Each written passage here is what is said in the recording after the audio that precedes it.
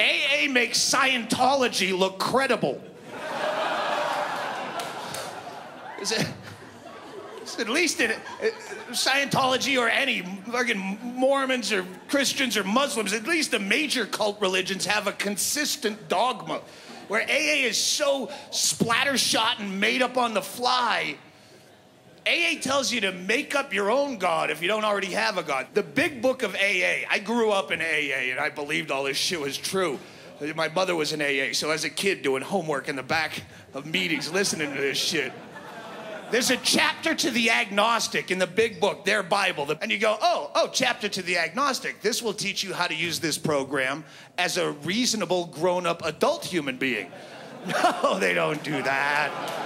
No, the chapter to the agnostic tells you how to stop being agnostic and start believing in a little bit of God, you stubborn little fella. You gotta believe in it. And it tells you if you don't already have a God, make up your own. And you go, I'm a drunk. I can't even make up a good excuse for why I pissed in the sock drawer last night. This is probably not a good time for me to be creating omnipotent deities that I will lay my life down before for the rest. Oh, God, yes. Yes, and you are my fucking Satan. First step of AA,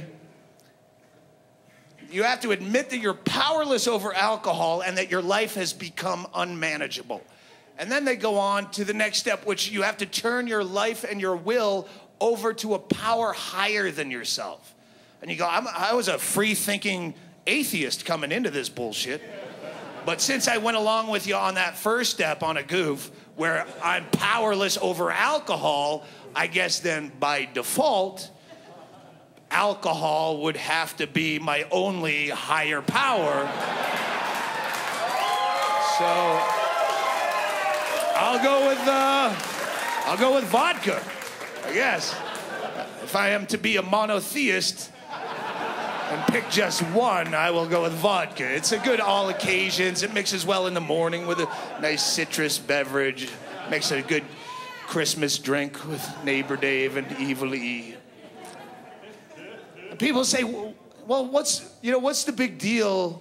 And by people, I mean all you shitheads on my Facebook page that every time I say something anti-AA or pro-Charlie Sheen or anti-Dr. Drew, Stanhope, I'm normally with you on the, most everything you say, but you're off the mark on this. Drug abuse is a really serious problem.